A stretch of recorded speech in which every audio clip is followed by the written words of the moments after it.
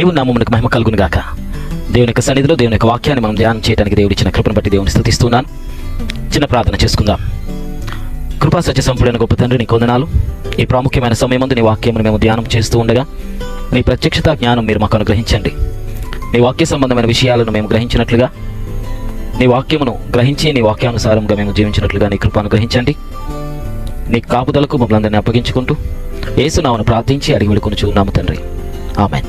Shine of షెకినా facts అను ఈ కార్యక్రమంకు ప్రేమపూర్వకంగా మిమ్మల్ని ఆహ్వానిస్తూ ఉన్నాను. ముఖ్యంగా బైబిల్ కాంట్రడిక్షన్స్, వైరుధ్యం కలిగిన వచనాలను వాక్యానుసారంగా వాస్తవాలను మనం తెలుసుకునే ప్రయత్నం చేస్తున్నాం. ఈరోజు విలాప వాక్యములు 3వ అధ్యాయం 38వ వచనంలో, విలాప వాక్యములు 3వ అధ్యాయం 38వ వచనంలో రాయబడిన మాట నేను చదువుతున్నాను. మహోన్నతుడైన దేవుని నోటి నుండి కీడును మేలును బయలు వెళ్ళును కదా. సో మహోన్నతుడైన దేవుని నోటి నుండి కీడును మేలును బయలు వెళ్ళును కదా అనే మాట ఇక్కడ రాయబడింది. అంటే దేవుని నోటి నుండే కీడు మేలు రెండు కూడా దేవుని నోటి నుండే వస్తాయి అనేది ఇక్కడ బైబిల్ గ్రంథంలో మనకి అర్థమవుతుంది. అయితే యాకోబు రాసిన పత్రికలో దీనికి భిన్నంగా మొదటి అధ్యాయంలో 13వ వచనంలో మనం గమనిస్తే, దేవుడు కీడు విషయమై శోధింపబడినాడు, ఆయన ఎవనిని శోధింపడు గనుక ఎవడైనాను శోధింపబడినప్పుడు నేను దేవుని చేత శోధింపబడుతున్నాను అని అనకూడదు. అదే రీతిగా కొరింథీయులకు రాసిన మొదటి పత్రిక 14వ అధ్యాయంలో 33వ వచనంలో, పరిశుద్ధుల సంఘములన్నిటిలో దేవుడు సమాధానమునకు కర్త కానీ అల్లరికి కర్త కాడు. ఇటు రీతిగా వాక్యానుసారంగా మనం గమనిస్తున్నప్పుడు విలాప వాక్యములు 3వ అధ్యాయం 38వ వచనంలో మహోన్నతుడైన దేవుని నోటి నుండి మేలు కీడు రెండు బయలు వెళుతాయి అని రాస్తున్నాడు. మొదటి కొరింథీయుల్లో 14:33 వచనం ప్రకారంగా దేవుడు సమాధానానికి కర్త అని రాయబడింది. యాకోబు రాసిన పత్రిక మొదటి అధ్యాయం 13లో దేవుడు కీడు విషయమై ఆయన శోధింపబడినాడు, ఆయన కీడు ఎప్పుడు ఎవరికి చేయడు అని రాయబడింది. అంటే విభిన్నంగా ఇక్కడ వాక్యాలు రాయబడ్డాయి. విలాప వాక్యాలు 3:38 ప్రకారంగా దేవుని నోటి నుండి కీడు మేలు రెండు బయలు వెళుతున్నాయి అనే రీతిగా ఇంకా కొన్ని వచనాలు బైబిల్లో రాయబడ్డాయి. అదేమిటంటే ఇర్మియా గ్రంథంలో 18వ అధ్యాయం 11వ వచనం, ఇర్మియా 18వ అధ్యాయం 11వ వచనం నేను చదువుతున్నాను. నువ్వు వెళ్ళి యూదా వారితో యెరూషలేము నివాసులతో ఇట్లనము, యెహోవా సెలవిచ్చిన మాట ఏదనగా, మీ మీదికి తెచ్చుటకై నేను కీడును కల్పించుచున్నాను, మీకు విరోధంగా ఒక యోచన చేయుచున్నాను. మీరందరూ మీ దుష్ట మార్గములను విడిచి మీ మార్గములను మీ క్రియలను చక్కపరుచుకోనండి అంటున్నాడు. ఇక్కడ గమనించండి, మీకు విరోధంగా నేను ఒక ఆలోచన చేస్తున్నాను, అలాగే మీకు విరోధంగా కీడును కల్పిస్తూ ఉన్నాను అని దేవుడే మాట్లాడుతున్నాడు. సో ఇప్పుడు మన యొక్క ప్రశ్న ఏంటంటే, కొన్ని వచనాలేమో దేవుడు కీడును మేలును రెండింటినీ తన నోటి నుండి ఆయన మాట్లాడుతాడు అనేది ఇక్కడ గమనించాలి. రెండవ భాగంలో అసలు దేవుడు కీడు విషయంలోనే శోధింపబడినాడు, ఎందుకంటే ఎవరికి కీడు శోధన అనేది దేవుడు కలిగించడు. దేవుడు సమాధానానికి కర్త అనే రీతిగా వ్రాయబడింది. ఇంకొకటి పాత నిబంధనలో దేవుడు సమాధానం కీడు రెండు కలుగ చేస్తాడన్న వచనం ఇంకొకటి కూడా వ్రాయబడింది. అది నేను చదువుతున్నాను. యెషయా గ్రంథం 45వ అధ్యాయంలో 7వ వచనం, నేను వెలుగును సృజించిన వాడను అంధకారమును కలుగ చేయువాడను, సమాధానమునకు కర్తను కీడును కలుగ చేయువాడను నేనే, యెహోవా అను నేనే వీటన్నిటినీ కలుగ చేయువాడను అని చాలా నేరుగా దేవుడు మాట్లాడుతున్న మాట ఇక్కడ వ్రాయబడింది. నేను వెలుగును సృజించిన వాడను అంధకారమును కూడా కలుగ చేయువాడను. ఈ మాటను గూర్చి మొదటి 2 లైన్లో రాయబడిన ఈ మాటను గూర్చి అంధకారం అనే అంశం షైన్ ఆఫ్ షెకినా టీవీ అనే యూట్యూబ్ ఛానల్లో ఉంది. దానిని గూర్చి మీరు అంధకారం అనే అంశాన్ని మీరు చూస్తే, దేవుడు వెలుగును సృజించేవాడు అంధకారంను కూడా కలుగ చేసేవాడా, ఇది ఏంటి అనేది అంధకారం అనే అంశం షైన్ ఆఫ్ షెకినా టీవీ యూట్యూబ్ ఛానల్లో మీరు చూడొచ్చు. మనకు ఇప్పుడు దేవుడు కీడును కల్పిస్తాడు, మేలుతో పాటు కీడు కూడా కలుగ చేస్తాడు, సమాధానం అలాగే కీడు రెండు చేస్తాడు అనే వైరుధ్యమైన వచనాలు ఈరోజు మనం ధ్యానం చేస్తున్నాం. కాబట్టి రెండో భాగం మనం తీసుకుంటున్నాం. యెషయా గ్రంథం 45:7వ వచనంలో, సమాధాన కర్తను కీడును కలుగ చేయవాడు నేనే, యెహోవా అను నేనే వీటన్నిటినీ కలుగ చేయువాడును అనే మాట మాట్లాడుతున్నాడు. సో ఇప్పుడు మొట్టమొదటిగా దేవుడు కీడు కలుగ చేస్తున్నాడా? దేవుడే ఇలాగూ మనుషులను శిక్షించే రీతిగా, మనుషులను సరిచేసే రీతిగా, తీర్పు తీర్చే రీతిగా, దేవుడు శిక్షలు అమలు చేసే రీతిగా కీడును దేవుడు కల్పిస్తున్నాడా? నేరుగా బైబిల్లో రాయబడింది, నేను మీ గురించి కీడును కల్పిస్తున్నాను అని దేవుడు నా నోట నుండి ఇలా మేలు కీడు రెండు వస్తున్నాయని, సమాధానానికి కర్తను, సేమ్ టైం కీడును కూడా నేను కలుగ చేసేవాడును, యెహోవానైన నేనే వీటన్నిటిని కలుగ చేసేవాడును అనే నేరుగా దేవుడు మాట్లాడుతున్న వచనాలను ఇక్కడ మనం చూస్తూ ఉన్నాం. సో ముఖ్యంగా దేవుని యొక్క విధానం, దేవుడు పనిచేసే విధానం అనేది మనం మొట్టమొదటిగా అర్థం చేసుకోవాలి. సో దేవుడు మానవునికి కీడు కల్పిస్తాడా? దేవుడు రెండింటిని అంటే మేలు కీడు రెండింటిని కూడా దేవుడు మాట్లాడతాడా? దేవుడి యొక్క వాక్యానుసారంగా ఇలాంటి వైరుధ్యం కలిగిన ఈ వచనాలను దేవుని యొక్క వాక్యముతో మనం సరిచూచుచు ఏది వాస్తవమైనదో ఈరోజు మనం తెలుసుకునే ప్రయత్నం చేద్దాం. సో ఇప్పుడు దేవుని యొక్క అంతరంగాన్ని, దేవుని యొక్క ప్రణాళిక, దేవుని యొక్క వ్యక్తిగత విషయాలను ఒకసారి మనం జ్ఞాపకం చేసుకుందాం. సో దేవుడు తనకు తానుగా మానవుణ్ణి శిక్షించేవాడైతే గనక, దేవుడు తనకు తానుగా మానవుణ్ణి శపించేవాడైతే గనక, దేవుడు మేలు కీడు రెండింటిని ఆయన మాట్లాడతాడు, లేక రెండూ కూడా ఆయన మేలు కీడు రెండూ కూడా ఆయన నోటి నుండి బయలు వెళుతుంది అంటే మనం ఓకే, దేవుడు మేలుతో పాటు కీడు కూడా చేస్తాడా? ఆశీర్వాదంతో పాటు శాపాన్ని కూడా ఇస్తాడా? అంటే ఇది దేవుడు రెండు పనులు ఎలా చేయగలుగుతాడు?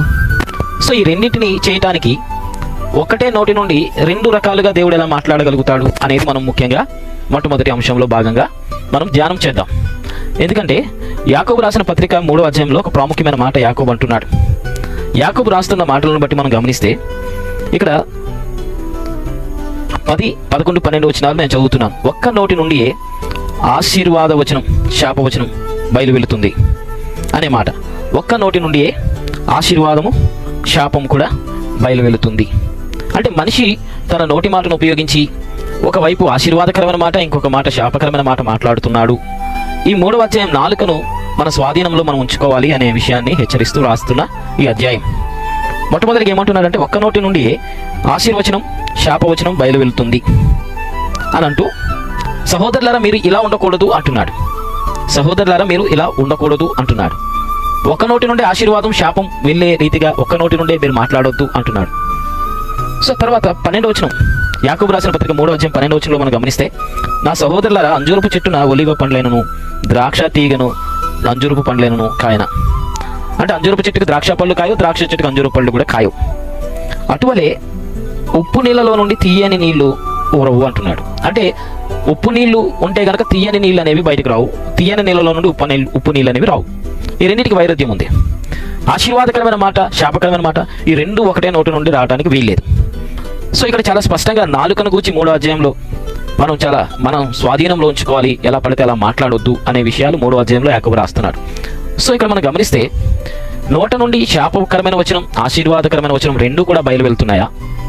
ఉప్పు నీళ్ళలో నుండి తీయనగా ఉండే నీళ్లు బయటకు రావు కదా, అంజూరపు చెట్టుకి ద్రాక్ష పళ్ళు కాయవు కదా, స్వభావ సిద్ధమునకు భిన్నంగా ఏది పనిచేయదు కదా అనే మాట మాట్లాడుతున్నప్పుడు మన నోట నుండి ఒకటే ఆశీర్వాదకరమైన మాటే రావాలి, కానీ శాపాన్ని గుచ్చిన మాట రాకూడదు అనే రీతిగా ఇక్కడ యాకోబు మనకు తెలియచేస్తున్నాడు.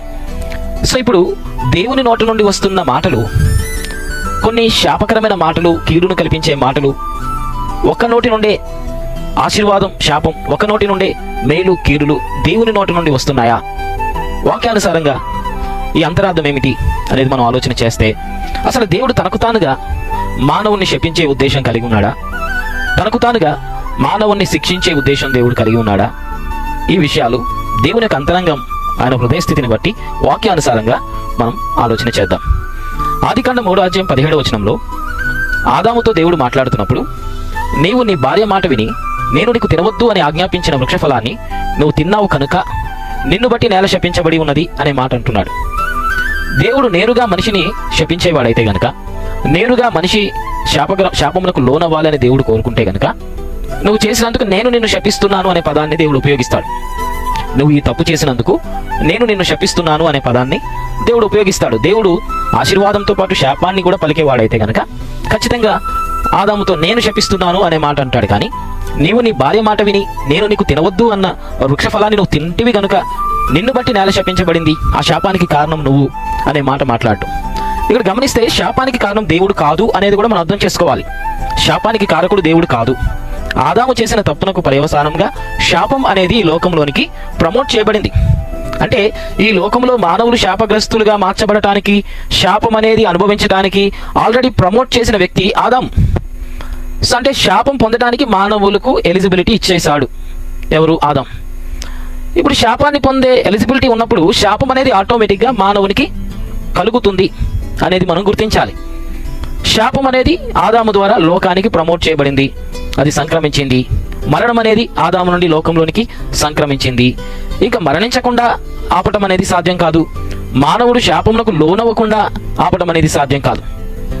అందుకే నేల శపించబడింది కనుక శాపగ్రస్తమైన నేల మీద ఉన్న ప్రతి వ్యక్తి శాపమునకు లోనయ్యి, కొరింథీయులకు రాసిన 2వ పత్రిక 5వ అధ్యాయంలో 5-6 వచనాలు చదివితే, మన శరీరంతో మూలుగుతూ ఆయాసపడుతూ ఈ శరీరం అనే గుడారాన్ని విడిచిపెట్టి ఎప్పుడు మనం ఆత్మ సంబంధమైన అక్షయ శరీరం ధరించాలని మన శరీరం ఎదురు చూస్తూ మూలుగుతూ ఉంది.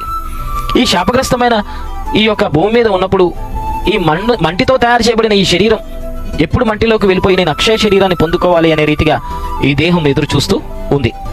శాపం అనేది దేవుడు నేరుగా ఇచ్చేవాడైతే ఆదాముతో దేవుడు నేరుగా నేను నిన్ను శపిస్తున్నాను అనే మాట మాట్లాడతాడు. కానీ నీవు చేసిన పని బట్టి నీ భార్య మాట వినిన కారణంగా నేల శపించబడింది అనే మాట దేవుడు మాట్లాడాడంటే దేవుని నోట నుండి రెండూ కూడా ఆశీర్వాదం, శాపం, మేలు, కీడు రెండూ కూడా వస్తాయా అంటే దేవుని నోట నుండి అలా వచ్చే ఆధారం అంటే అలా వస్తుంది రెండూ కూడా అంటే గనక ఖచ్చితంగా ఆ దేవుడు నేరుగా ఆదామును శపించేసి శిక్షించేసి ఉండాలి. కానీ నీవు చేసిన పనిని బట్టి నీ భార్య మాటను బట్టి నువ్వు చేసావు కనుక నిన్ను బట్టి నేల శపించబడిందని ఆదికాండం 3:17 చెప్పాడంటే గనక శాపం అనేది తనంతట తాను మానవుడు సంపాదించుకొని ఆ శాపాన్ని లోకంలోనికి అందరికీ సంక్రమించేటట్టుగా చేసినప్పుడు దేవునికి ఈ శాపం విషయంలో ఎటువంటి సంబంధం లేదు అనేది మొట్టమొదటిగా మనం అర్థం చేసుకోవాలి. ఇప్పుడు రెండో భాగాన్ని కూడా నేను మీకు తెలియజేస్తున్నాను. ఆ సందర్భం ఏంటంటే ఆదికాండం 3వ అధ్యాయంలో నేరుగా దేవుడు ఆదామును శపించలేదు, ఆదికాండం 3:17. అయితే ఆదికాండం 4వ అధ్యాయంలో కయీను హేబేలు చరిత్ర మనం గమనిస్తే కయీను హేబేలు దేవునికి అర్పణగా అర్పిస్తే కయీను అర్పణ దేవుడు అంగీకరించలేదు, హేబేలు అర్పణ దేవుడు అంగీకరించాడు. అందుకు కయీను తమ్ముడి మీద పగ పెంచుకొని తమ్ముడికి వ్యతిరేకంగా ఆలోచన చేస్తున్న సమయంలో దేవుడు కయీనుతో మాట్లాడాడు. 4వ అధ్యాయం 5వ వచనంలో కయీను అతని అర్పణ ఆయన అంటే దేవుడు లక్ష్య పెట్టలేదు. ఆదికాండం 4:5 వచనంలో కాబట్టి కయీను మిక్కిలి కోపం వచ్చి అతడు తన ముఖాన్ని చిన్నబుచ్చుకున్నాడు. అప్పుడు దేవుడు మాట్లాడుతున్నాడు, యెహోవా కయీనుతో నీకు కోపమేలా? ముఖం చిన్నబుచ్చుకొని ఉన్నావేమి? నీవు సత్క్రియ చేసిన ఎడల తలెత్తుకుంటావు కదా. సత్క్రియ చేయని ఎడల వాకిట పాపము నిలిచి ఉండును, నీ ఎడల దానికి వాంఛ కలుగును, నీవు దానిని ఏలెదు. ఇక్కడ గమనిస్తే దేవుడు హెబేల్ని కయీను చంపే ఆలోచనతో ఉన్నప్పుడు, ఎందుకంటే తర్వాత 8వ వచనంలో 4వ అధ్యాయం 8వ వచనంలో కయీన్ని చంపేశాడు. చాలా కోపంగా తమ్ముడు పట్ల చంపే ఉద్దేశం కలిగిన కయీనుతో దేవుడు మాట్లాడాడు, కౌన్సిలింగ్ ఇచ్చాడు. నువ్వెందుకు అలా ముఖాన్ని చిన్నబుచ్చుకున్నావు? నువ్వు సత్క్రియ చేస్తే సంతోషంగా తలపైకి ఎత్తుకుంటావు కదా, నువ్వు తలదించావు అంటేనే అర్థమైపోతుంది తప్పు నీది అని. అర్పణ అంగీకరించడం అనేది నేను ఎందుకు అంగీకరించలేదు నీ అర్పణ అంటే నువ్వు తల కిందకు పెట్టుకున్నప్పుడే అర్థమైపోతుంది ఎందుకు ఆ అర్పణలో లోపం ఉంది. వ్యవసాయం చేసేవాడు కనుక పనికిరాని పదార్థాలు, పనికిరాని పంటలు, పనికిరాని ఆహారానికి కూడా పనికిరాని ఆ ఫలాలు, వీటన్నిటిని సమకూర్చి ఆహారానికి మంచిది కాని పండ్లను, పలహారాలను తీసుకొచ్చి దేవుడికి అర్పణగా అర్పించాడు. హెబేలేమో శ్రేష్టమైన గొర్రె, దానికి బ్లీడింగ్ అవ్వకుండా, దగ్గు రొంప లేకుండా, ఎలాంటి గజ్జి తామర లేకుండా, అనారోగ్యం లేకుండా యాక్టివ్గా ఉన్న ప్రశస్తమైన గొర్రెను అర్పించాడు. కయీనేమో దేవునికి అంగీకారం కానిది ఏదైతే ఏంటి దేవుడికి అని చెప్పి ఆహారానికి తినడానికి కూడా పనిచేయని ఆ పదార్థాలు అతడు పండించిన పంటలో నుండి తీసుకొచ్చి దేవుడికి అర్పణగా అర్పించాడు. కాబట్టి దేవుడు అంటున్నాడు, నువ్వు సత్క్రియ చేస్తే గనక నువ్వు తలపైకి ఎత్తుకుంటావు కదా అన్నాడు కదా దేవుడు. సత్క్రియ చేయలేదు అనే మాట కూడా దేవుడు అంటున్నాడు అని అర్థం ఇక్కడ. సో ఇప్పుడు దేవుడు కౌన్సిలింగ్ ఇస్తున్నాడు. కయీను హెబేల్ని చంపే ఉద్దేశం కలిగి ఉన్నాడు కాబట్టి నీ ఎదుట పాపం పొంచి ఉంటుంది, నువ్వు జాగ్రత్తగా ఉండు, ఆ పాపమునకు నీ ఎడల వాంఛ కలుగుతుంది, పాపం నేను పరిపాలించి తన స్వాధీనంలోనికి నీ శరీరాన్ని తీసుకొని నీ అదుపులో నువ్వు లేకుండా నీ శరీరాన్ని బట్టి పనిచేసి పాపం చేసే వ్యక్తిగా ఈ యొక్క పాపం నిన్ను చేస్తుంది అని ఎప్పుడైతే పాపపు తలాంపులు కయీనులో ప్రారంభమయ్యాయో దేవుడు కూడా ఇన్వాల్వ్ అయ్యి హెచ్చరిస్తున్నాడు, అలాగే సరిచేస్తున్నాడు. అర్పణ నువ్వు ఎందుకు నేను అంగీకరించలేదంటే నువ్వు సత్క్రియ చేయలేదు అనే విషయంలో కూడా క్లారిటీగా దేవుడు చెప్పేస్తున్నాడు. అయితే ఈ సందర్భంలో సరి చేసుకొని దేవుని ఎదుట తప్పు ఒప్పుకోవలసిన కయీను ఏం చేశాడు? 8వ వచనంలో రాయబడింది, ఆదికాండం 4:8 వచనంలో కయీను తన తమ్ముడైన హెబేలుతో మాట్లాడానని రాయబడింది. ఏం మాట్లాడాడు అనేది బైబిల్లో లేదు, కానీ వెంటనే సీరియస్గా తమ్ముడి దగ్గరికి వెళ్ళాడు, హెబేలుతో మాట్లాడాడు. సో ఇప్పుడు ఆ మాటల్లో ఇద్దరికి మాటలు అనేవి సమాధానకరంగా లేవు. వారు పొలంలో ఉన్నప్పుడు కయీను తన తమ్ముడైన హేబేలు మీద పడి అతన్ని చంపేశాడు. ఇద్దరి మాటలలో ఐక్యత రాలేదు. సో ఏ విషయాలు మాట్లాడాడో బైబిల్లో లేదు, కానీ ఏ విషయాలు మాట్లాడుంటాడు, ఏ విషయంలో వీరిద్దరికి గొడవ జరిగి ఉంటుంది? ఒకటి మనకు అర్థమవుతుంది ఏంటంటే, ఒక అన్నగా నేను అర్పణ అర్పించాను, తమ్ముడుగా నువ్వు కూడా అర్పణ అర్పించావు. అయితే దేవుడు నా అర్పణ తృణీకరించి నీ అర్పణ ఒకటే దేవుడు అంగీకరించాడు కదా. దేవుడు నాకు అన్యాయం చేశాడు, కయీను అంటున్నాడు, దేవుడు నాకు అన్యాయం చేశాడు కాబట్టి నువ్వు కూడా నా పక్షంగా నిలబడు. దేవుడు అన్యాయం చేశాడు, సరిగ్గా తీర్పు తీర్చలేదు, సరిగ్గా అర్పణ అంగీకరించకుండా నిర్లక్ష్యం చేశాడు, నా అన్నకి అన్యాయం చేశాడు, నిర్లక్ష్యం చేశాడు, తృణీకరించాడు, అర్పణ అవమానపరిచాడు అని నా ఆలోచనతో నువ్వు కూడా ఏకీభవించు అనే వాదన వీరిద్దరి మీద జరిగి ఉండొచ్చు. రెండవది, తల్లిదండ్రులైన ఆదాము అవ్వలు కూడా ఇద్దరు ఒకటే అండర్స్టాండింగ్తో దేవుడి మీద నిందేసేలాగా, ఆదామేమో నీవు నాతో కూడా ఉండటానికి ఇచ్చిన ఈ స్త్రీ ఈ ఫలవృక్షాల్లో కొన్నిటిని ఇచ్చింది కనుక నేను తిన్నాను, ఆ స్త్రీని తయారు చేసింది నువ్వు కనుక నీతి తప్పు అన్నట్టుగా మాట్లాడి దేవుడి మీద నిందేశాడు. స్త్రీని ఎందుకు ఈ పని చేశావు అంటే, సర్పం మమ్మల్ని మోసపుచ్చింది, నన్ను మోసపుచ్చింది అని చెప్పింది కానీ సర్పంలో ఉన్న సాతాను మాట్లాడి మమ్మల్ని మోసపుచ్చాడు అనే విషయాన్ని అవ్వ చెప్పకుండా, ఆ సర్పాన్ని ఎందుకు చేశావు, ఆ సర్పం చేసింది నువ్వే కనుక నీదే తప్పు అన్నట్టుగా అవ్వ కూడా దేవుడి మీద నిందేసేలాగా ఇద్దరు ఐక్యత కలిగి దేవుడి మీద నిందేసేలాగా ప్రవర్తించారు. అయితే ఇప్పుడు తల్లిదండ్రులైన ఆదాము అవ్వలు ఇద్దరు ఐక్యత కలిగి దేవుణ్ణి వ్యతిరేకించి దేవుని తప్పు అనే రీతిగా నిర్ణయం తీసుకున్నారు. కయీను కూడా అదే ప్రయత్నం చేస్తున్నాడు. దేవుడు నాకు అన్యాయం చేశాడు, ఈ విషయంలో నువ్వు కూడా నాతో ఏకీభవించు, మన ఇద్దరం ఐక్యంగా దేవుడు చేసింది తప్పు, దేవుడు అన్యాయంగా తీర్పు తీరుస్తున్నాడని దేవుని మీద నింద వేద్దాము అనే మాటకు హేబేలు ఒప్పుకోలేదు. వీరిద్దరి మధ్యలో ఐక్యత సమాధానం కలగలేదు. దేవుని నిమిత్తం సాక్ష్యం ఇచ్చేవాడుగా హేబేలు ఉన్నాడు. దేవుడు నీతి న్యాయం కలిగిన వాడు, తీర్పు తీరిస్తే ఆయన న్యాయపరంగా తీరుస్తాడు, తప్పు చేయడు అని హేబేలు వాదిస్తూ ఉన్నాడు. సో ఇప్పుడు తమ్ముడు దేవుని పక్షంగా ఎప్పుడైతే వాదిస్తూ దేవుడే నీతి న్యాయములు కలిగిన వాళ్ళని ఎప్పుడైతే అంటూ ఉన్నాడో, ఇక కోపం వచ్చింది, కయీను హేబేలు మీద పడి చంపేశాడు. వెంటనే దేవుడు మళ్ళీ ఇన్వాల్వ్ అయ్యాడు. కయీను హేబేలు చంపకముందు వచ్చి కౌన్సిలింగ్ ఇచ్చి హెచ్చరించి ఎందుకు కయీను అర్పణ అంగీకరించలేదో చెప్పాడు కదా. వెరీ నెక్స్ట్ మూమెంట్ 8వ వచనంలో చంపేశాడు. మళ్ళీ వెంటనే దేవుడు 9వ వచనంలో మళ్ళీ ఇన్వాల్వ్ అయ్యాడు. ఆదికాండం 4:9 యెహోవా నీ తమ్ముడైన హేబేలు ఎక్కడ ఉన్నాడు అని కయీనుని అడుగగా అతడు నేను ఎరుగను, నా తమ్మునికి నేను కావలి వాడనా అని అన్నాడు. ఇక్కడ గమనించండి, వెంటనే మళ్ళీ దేవుడు ఇన్వాల్వ్ అయ్యి నీ తమ్ముడైన హేబేలు ఎక్కడున్నాడు అని ప్రశ్న వేశాడు. ఎందుకు అడిగాడు? ఇక్కడ చాలా ప్రధానమైన కారణం కనబడుతుంది. 4వ అధ్యాయం ఆదికాండం 10వ వచనంలో, నీవు చేసినది ఏమిటి? నీ తమ్ముని రక్తం యొక్క స్వరము నేలలో నుండి నాకు మొరపెట్టుచు ఉన్నది. నీ తమ్ముని యొక్క రక్తం స్వరము నేలలో నుండి నాకు మొరపెట్టుచున్నది. నీ తమ్ముని రక్తమును నీ చేతిలో నుండి పుచ్చుకొనుటకు నోరు తెరిచిన ఈ నేల మీద ఉండకుండా నీవు శపింపబడిన వాడవు. వెంటనే ఈలాగు హేబేలు రక్తం దేవునికి మొరపెట్టడం, వెంటనే దేవుడు భూమి మీద ఇదే రక్తం ఈ భూమి మీద కాచబడింది కదా, ఈ రక్తం కాచబడిన ఈ భూమి మీద నువ్వు శపించబడిన వాడవు అని నేరుగా దేవుడు మాట్లాడుతున్న సందర్భం ఇక్కడ రాయబడింది. ఇక్కడ మనం గమనిస్తే ఇక్కడ కూడా మనం అర్థం చేసుకోవాలి. ఇక్కడ ఎందును బట్టి నువ్వు శపించబడిన వాడవు అనే మాట దేవుడు అంటున్నాడు. హేబేలు ఏమని మొరపెట్టాడు అనేది అంతర్గతంగా ఏమని మొరపెడితే భూమిలో నుండి హేబేలు రక్తం ఏమని మొరపెడితే ఈ భూమి మీద నువ్వు శపించబడిన వాడవు అని దేవుడు అన్నాడు. దేవుడు కయీన్ని శపించాడా, లేకపోతే శపించమనే డిమాండ్ దేవుని దగ్గరికి హేబేలు తీసుకెళ్ళాడా? ఇది మనం గమనించాలి. మొరపెట్టిన మొర్ర ఏం మొరపెట్టాడో బైబిల్లో లేదు కదా, కానీ ఏమని మొరపెడితే ఇమీడియట్ గా దేవుడు ఇన్వాల్వ్ అయ్యి ఈ భూమి మీద ఉండకుండా నువ్వు శపించబడిన వాడు అనే పదాన్ని మాట్లాడాడు అంటే ఎవరు డిమాండ్ చేస్తే? ఇక్కడ అర్థమవుతుంది, హేబేలు తన అన్నకు విరుద్ధంగా ప్రార్థన చేస్తూ ఉన్నాడు. నన్ను అన్యాయంగా నన్ను చంపాడు, ఎందుకు? నువ్వు నీతి న్యాయములు కలిగిన వాడు, నీవు న్యాయం చేస్తావని నీ పక్షంగా నేను సాక్ష్యం ఇచ్చినందుకు అన్యాయంగా నా అన్న నన్ను చంపేశాడు, నాకు న్యాయం తీర్చు అనే రీతిగా హేబేలు దేవుని సన్నిధిలో దేవుణ్ణి న్యాయాధిపతిగా పెట్టి ఈ యొక్క పంచాయతీలో న్యాయం తేల్చు అని దేవుని నిలదీస్తున్నాడు ఈ హేబేలు రక్తం. మరి దేవుడు ఏం చేయాలి? అప్పుడు ఆదాము అవ్వలు అలాగే కయీను హేబేలు అనే నలుగురే ఆ ప్రారంభ కాలంలో భూమి మీద మనుగడ సాగిస్తున్నారు. హేబేలు ఆల్రెడీ చంపబడ్డాడు, ఇక ఆదాము అవ్వలు వేరుగా ఉన్నారు, ఇక్కడ కయీను పొలంలో ఉన్నాడు. ఇక్కడ దేవుడు తీర్పు తీర్చే న్యాయాధిపతిగా ఇన్వాల్వ్ అవుతున్నాడు. సో ఎవరు డిమాండ్ చేస్తుంటే ఈ భూమి మీద రక్తం కాచబడిన హేబేలు తన స్వరముతో ఆ ప్రాణం దేవుణ్ణి అడుగుతూ ఉన్నాడు, న్యాయం తీర్చు. ఎలాంటి న్యాయం తీర్చాలి?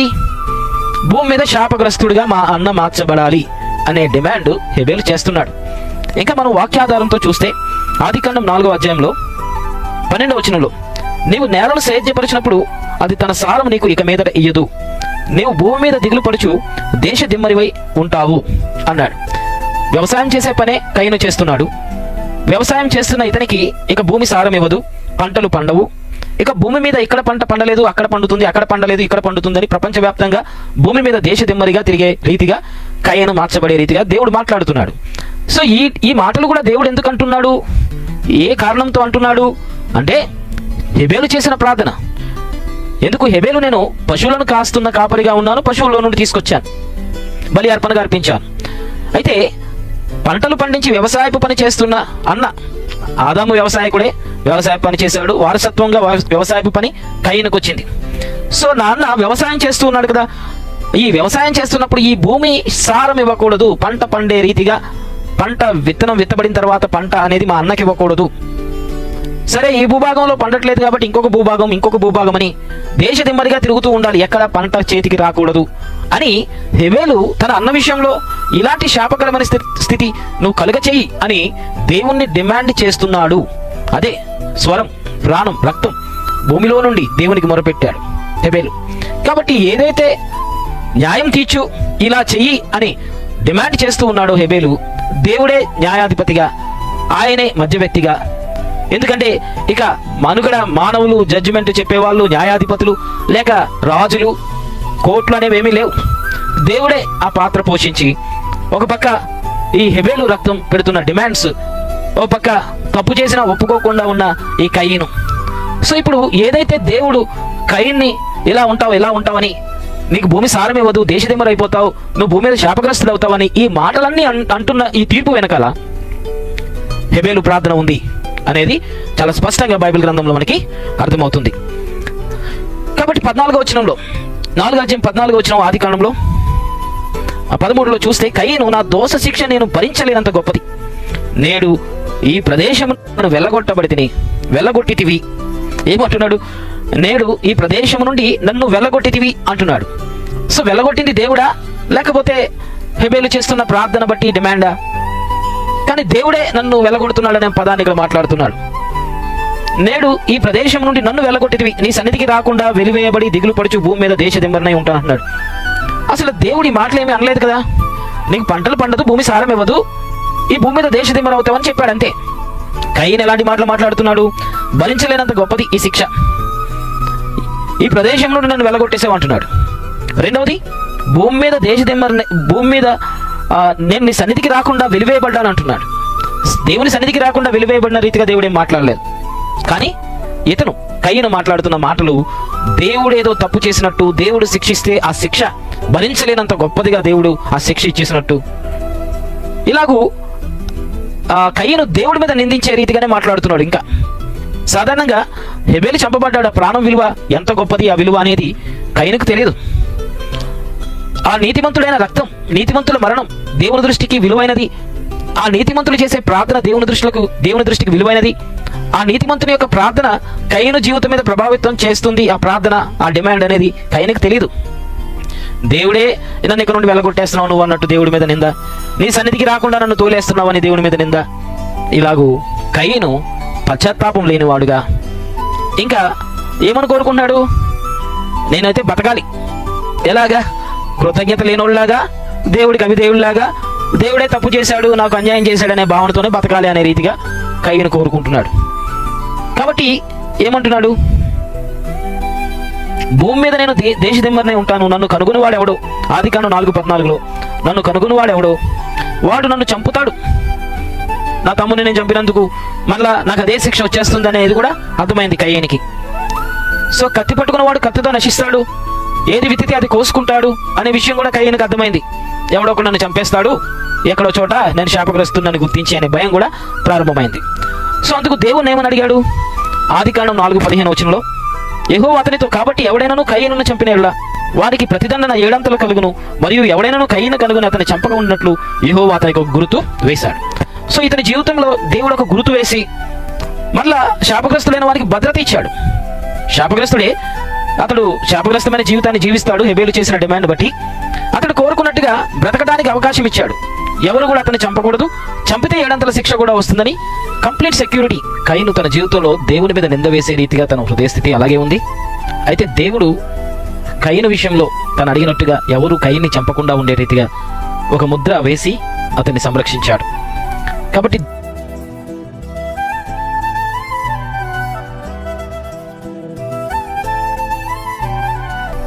ఒక విషయాన్ని మనం ఆలోచించాలి. దేవుడు మంచి చేస్తూ ఉన్నప్పుడంతా మంచివాడు. ఒకవేళ దేవుడు శిక్ష అమలు చేస్తే, తప్పు చేసినందుకు శిక్షిస్తే దేవుడు చెడ్డవాడవుతాడా? మరొకసారి అడుగుతున్నాను. దేవుడు మంచి చేస్తున్నంత వరకు, దేవుడు మంచి చేస్తున్నంత వరకు మంచివాడు. ఒకవేళ మనిషి తప్పు చేసినప్పుడు శిక్ష అమలు చేస్తే దేవుడు చెడ్డవాడవుతాడా?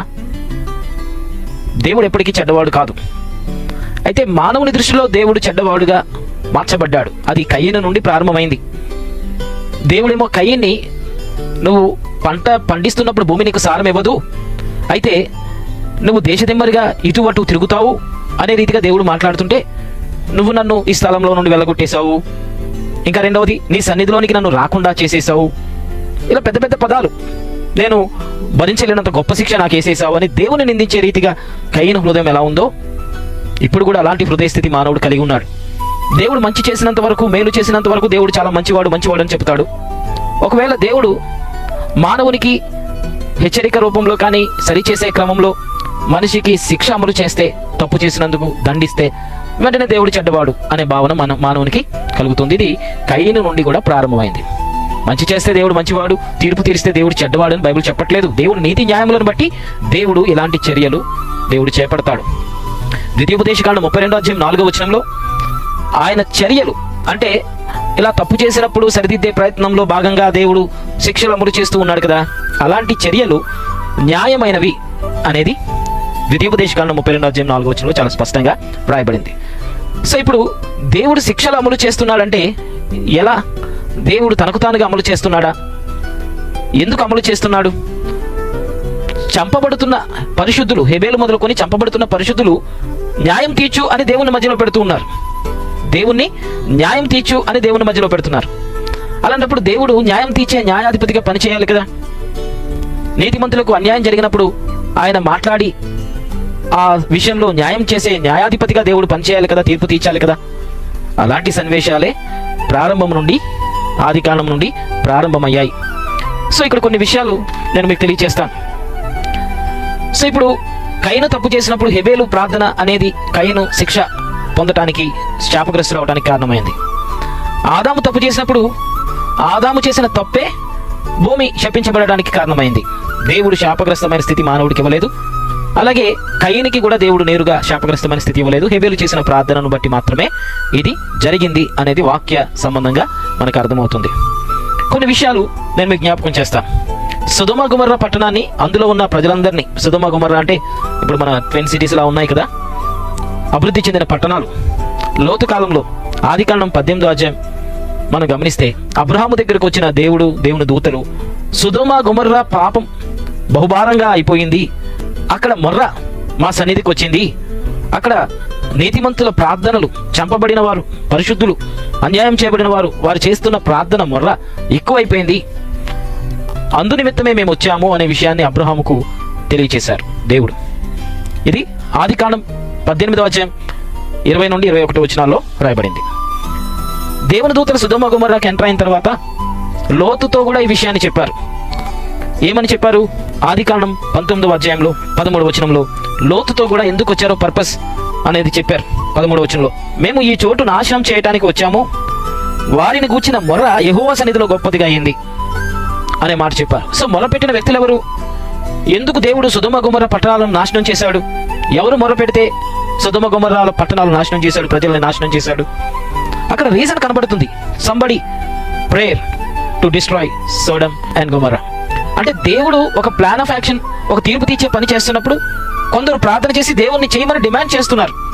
అందుకే సొదొమ గొమొర్రాను గురించిన పాప భారం ఎక్కువైపోయిందని కూడా దేవుడు నేరుగా చెప్పాడు. ఆదికాండం 18:20 సొదొమ గొమొర్రాలను గురించిన మొర్ర గొప్పది కనుక, వాటి పాపము బహుభారమైనది కనుక నేను దిగిపోయి నా యొద్దకు వచ్చిన నా మొర్ర చొప్పున అంటున్నాడు. అంటే దేవుడు కూడా ఒక పని చేయాలి అంటే కొందరు పరిశుద్ధులు చేస్తున్న ప్రార్థన హై డిమాండ్ ఏదైతే ఉందో ఆ డిమాండ్ బట్టి దేవుడు పనిచేస్తున్నాడు. సో అన్యాయం చేయబడిన పరిశుద్ధులు, నీతిమంతులు లేక అమాయకులైన వ్యక్తులు, దోచబడిన వ్యక్తులు, అన్యాయానికి గురైన వ్యక్తులు, హత్యగా చనిపోయిన వ్యక్తులు, హత్య చేయబడి ఇలాంటి సముదాయం కలిగిన ఆత్మలు భూమి నుండి దేవునికి మొరపెడుతూ ఉన్నారు న్యాయం తీర్చని. కాబట్టి దేవుడు దిగిపోయి నేరుగా ఇన్వాల్వ్ అయ్యి సొదొమ గొమొర్రాను నాశనం చేయడానికి నేను వచ్చాను అనే విషయం అబ్రహాంకి చెప్పాడు. దేవుని దూతలు వెళ్ళి ఆ లోతుకు కూడా చెప్పి ఇదిగో మేము నాశనం చేయడానికి వచ్చాము అని చెప్పారు. కాబట్టి దేవుడు తనకు తానుగా మానవుల్ని శిక్షిస్తున్నాడంటే కాదు. పరిశుద్ధుల ప్రార్థనలు దేవుడిని నువ్వు న్యాయం తీర్చు అనే ప్రార్థన చేయటం బట్టి తీర్పు తీర్చే పనిని దేవుడు చేస్తున్నాడు. ఆ తీర్పు తీర్చే పనిలో భాగంగా నీతి న్యాయములను బట్టి అన్యాయం చేయబడిన వారికి న్యాయం చేయాలంటే అన్యాయం చేసిన వారికి శిక్ష విధించాలి. సో కాబట్టి ఇలాంటి తీర్పులు అమలు చేస్తూ ఉన్నప్పుడు ఇక్కడ శిక్ష అమలు చేయడానికే దేవుడు పర్టికులర్గా సొదొమ గొమొర్రా దగ్గరికి వచ్చాడు. దానికి కారణం పరిశుద్ధుల ప్రార్థనలు అనేది మనకి అర్థమవుతూ ఉంది. నోవాహు కాలంకి వచ్చేటప్పటికి ఆదికాండం 6:3 నా ఆత్మ నరులతో ఎల్లప్పుడూ వాదించదు అనే మాట దేవుడు మాట్లాడాడు. అంటే దేవుడు మనసాక్షిలో మానవుని తప్పును ఒప్పించే ప్రయత్నం చేస్తూ ఉన్నప్పటికీ మానవుడు దేవుని ఎదుట సరిచేయబడటానికి, తన జీవితం మార్చుకోవటానికి మానవుడు ఇష్టపూర్వకంగా లేడు, దేవునికి విరుద్ధంగానే ఉంటూ ఉన్నాడు. సో దేవుడు చేసే ప్రయత్నం మనసాక్షిలో వాదోపవాదనలు చేసేంత వరకు కూడా దేవుడు పనిచేశాడు. అయినా మార్పు అనేది వారికి రాలేదు. పేతురు రాసిన మొదటి పత్రిక 3:19-20 చదివితే ఒకవైపు నోవాహు కూడా వాడ తయారు చేసే పని ప్రారంభించాడు. ఆత్మస్వరూపిగా దేవుడు వెళ్ళి మరలా ప్రజలను ఒప్పింపచేసి మనసాక్షిలో ఆత్మరూపిగా వాళ్ళను బాగు చేయాలి, మనసాక్షిలో ఒత్తిడి కలుగజేసి బాగు చేయాలి అనే ప్రయత్నం దేవుడు చేశాడు అనేది కూడా బైబిల్ గ్రంథ ఆధారంగా మనకు అర్థమవుతుంది. దేవుడు వాంటెడ్లీ నాశనం చేసేయాలి అనుకుంటే కనుక ఎందుకు మనిషి యొక్క మనసాక్షితో ఆర్గ్యుమెంట్ చేసి సరిచేసే ప్రయత్నం ఎందుకు చేస్తాడు? మానవుడికి కీడు చేయాలి, నాశనం చేయాలి, చంపేయాలి అని దేవుడు అనుకుంటే నా ఆత్మ నరులతో ఎల్లప్పుడూ వాదించదు అని అన్నాడంటే ఎందుకు వాదించి మనిషిని సరిచేయాలనే ప్రయత్నం ఎందుకు చేశాడు? ఆదికాండం 6:3 ప్రకారంగా. అలాగే పేతురు రాసిన మొదటి పత్రిక 3:19-20 ప్రకారంగా వాడ కన్స్ట్రక్ట్ అయిపోతుంది, ఇక వర్షం పడే సూచన కూడా ఉంది, జలప్రలయం వస్తుంది అనే సమయంలో కూడా మళ్ళీ ప్రజల్ని బాగు చేయాలని ఆత్మరూపిగా వాళ్ళ దగ్గరికి వెళ్ళి వాళ్ళ మనసాక్షిని ఒప్పించి మార్చాలనే ప్రయత్నం ఎందుకు చేశాడు? చంపాలన్న ఉద్దేశం ఉన్నప్పుడు. కాబట్టి దేవుడు శిక్ష విధిస్తాడు, దేవుడు కీడు చేస్తాడు, దేవుడు నాశనం చేస్తాడు కాదు. దేవుడు మానవుణ్ణి ఎప్పటి వరకు రక్షించే ప్రయత్నం చేస్తూ ఉంటాడు అనేది మనకు అర్థం కావాలి. ఎప్పటి వరకు అంటే ఒక్కటి మాత్రం మనం బైబిల్ ప్రకారంగా చెప్పొచ్చు ఎప్పటి వరకు దేవుడు ప్రయత్నాలు చేస్తాడు అనే విషయంలో. మత్తయి రాసిన సువార్త 12:31-32 ప్రకారంగా యేసు ప్రభు చెప్పాడు, ఈ పాపానికి శిక్ష ఖచ్చితంగా ఉన్నది. ఈ పాపానికి ఏ శిక్ష, ఏ పాపం అది?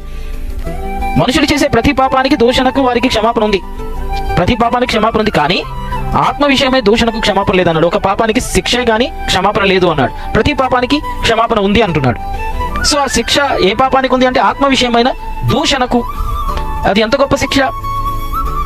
మనుష్య కుమారునికి విరోధంగా మాట్లాడడానికి పాప క్షమాపణ కలదు, కానీ పరిశుద్ధాత్మకు విరోధంగా మాట్లాడడానికి ఈ యుగమందైనను రాబోయే యుగమందైనను పాప క్షమాపణ లేదు. అంటే ఇంకెప్పటికీ అతనికి క్షమాపణ అనేది లేకుండా ఉండే పాపం ఒకటి ఉంది, అది పరిశుద్ధాత్మను దూషించటం.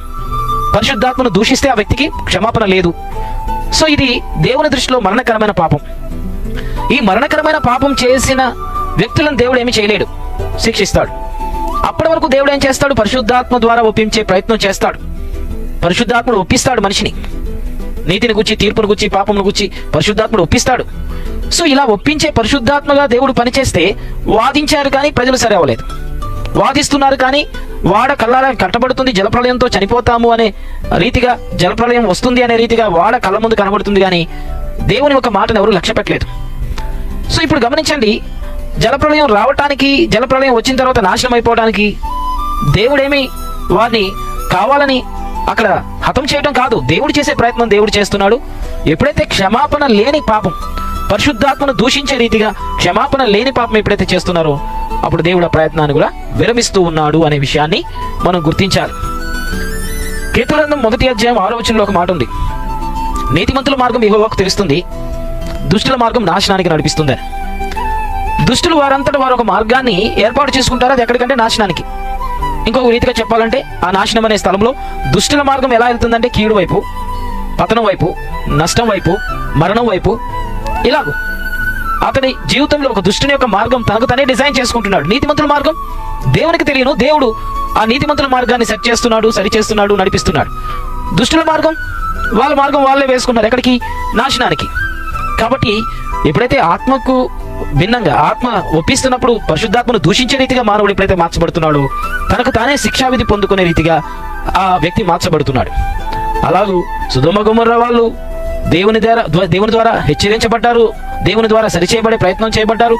అయినప్పటికీ ఇక సాధ్యం కాలేదు. కాబట్టి నేరుగా ఆ సొదొమ గొమొర్రాను నాశనం చేయడానికి ఒక పక్క అన్యాయం చేయబడిన పరిశుద్ధులు, చంపబడిన పరిశుద్ధులు ఒక పక్క, సొదొమ గొమొర్రా ప్రజలను శిక్షించు అని హై డిమాండ్ ఒక పక్క ఉండటం, సరిచేసే ప్రయత్నం దేవుడు చేసిన అవ్వకపోవడం. అలాగే నోవాహు కాలంలో కూడా దేవుడు ప్రజలను సరిచేసే ప్రయత్నం చేయటం, అయినా ప్రజలు ఆ మాట వినకపోవడం అనేది చేశారు. దేవుడు బాధపడ్డాడు. ఆదికాండం 1:31 దేవుడు చేసిన సృష్టి అంతటిని బట్టి ఎంతో సంతోషపడ్డాడు, దేవుడు ఆనందించాడు. కానీ దేవుని ద్వారా సృష్టించబడిన ఈ సృష్టిని బట్టి దేవుడు ఎంతో బాధపడ్డాడు. అది ఎక్కడ రాయబడిందంటే ఆదికాండం 6:6 భూమి మీద నరులను చేసినందుకు యెహోవా సంతాపం నొంది తన హృదయంలో నొచ్చుకున్నాడు. యెహోవా నేను సృజించిన నరులను, నరులతో కూడా జంతువులను, పురుగులను, ఆకాశ పక్షాదులను భూమి మీద ఉండకుండా తుడిచివేదును. ఎలాగనగా నేను వారిని సృష్టించినందుకు సంతాపం నొంది ఉన్నాననే మాట మాట్లాడాడు. అంటే దేవుడు ఎంతగా నొప్పించబడ్డాడు మానవుని యొక్క విధేయతను బట్టి. నేరుగా చంపేవాడైతే ఎంత బాధపడతాడా?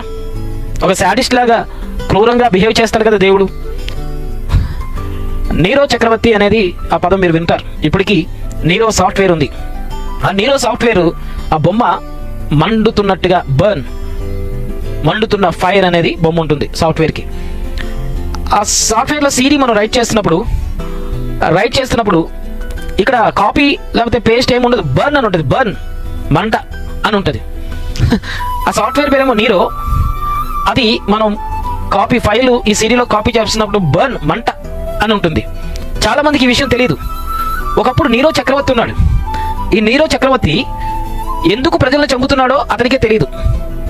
మనుషులను తగలబెట్టేసి ఇంటిలో ఉన్న వాళ్ళ మీద తారు పోసి లేక ఈ కిరోసిన్ పోసి మంట మండించి ప్రజలు కాలిపోతూ గంతులు వేస్తూ ప్రాణరక్షణ కొరకు ఆర్తనాదాలు చేస్తుంటే పిడేలు వాయించుకునేవాడు నీరో చక్రవర్తి. పిడేలు గమనించండి పిల్లరా. ఇలా మంటల్లో కాలిపోతూ ఉన్నప్పుడు శాడిస్ట్గా బిహేవ్ చేసి వారు బాధపడుతుంటే ఆనందించేవాడు నీరో. ఆ మంట పెట్టి ప్రజలు కాలిపోతుంటే సంతోషించాడు. అదే పేరు నీరో అనేది సాఫ్ట్వేర్కి పెట్టారు. అందుకే బర్న్ అని ఉంటుంది అన్నమాట సీడీ కాపీ చేస్తున్నప్పుడు. నీరో అనేవాడు ఒక శాడిస్ట్, ప్రజలు బాధపడుతుంటే సంతోషించిన వ్యక్తి. ఎందుకు ప్రజల్ని చంపేవాడో, ఎలా చంపేవాడో, ఎందుకు చంపేవాడో కూడా ప్రజలకు అర్థం కాలేదు ఆ రోజుల్లో.